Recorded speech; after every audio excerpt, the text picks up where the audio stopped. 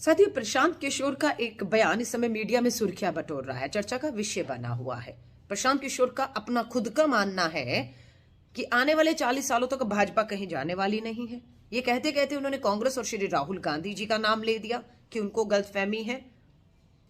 ये वही कांग्रेस और वही राहुल गांधी जी हैं जिनकी पार्टी ने 40 सालों तक भाजपा को सत्ता से दूर रखा, और आज जब वो सत्ता में हैं, देश के क्या हालात हैं वो सबके सामने है। और कहीं ना कहीं जब कांग्रेस का नाम लिया जाता है तो ये उम्मीद वापस कांग्रेस से ही की जाती है कि आगे भविष्य में अगर भाजपा को कोई सत्ता से बाहर कर सकता है तो वो कांग्रेस और कांग्रेस का मजबूत संगठन और नेतृत्व ही कर सकता है। चलिए एक पल के लिए भूल जाते हैं कांग्रेस राहुल गांधी जी को। देश तो बहुत बड़ा है, बहुत बड़ा लोकतंत्र है, बहुत राजनीतिक दल है। ये उम्मीद किसी दूसरे राजनीतिक दल से क्यों नहीं की जाती है? सवाल उठता है। सवाल ये भी उठता है कि जनता 134 करोड़ की जनता, जिसमें से 80 करोड़ मुफ्त राशन पर निर्भर है, बेरोजगारी, महंगाई, बढ़ते पेट्रोल डीजल के दाम, अन्याय, हिंसा, ताजा हिंसा आपके सामने है, चाहे कश्मीर हो चाहे हमारा त्रिपुरा हो, दिल्ली दंगे 2020 पिछले साल की ही बात है।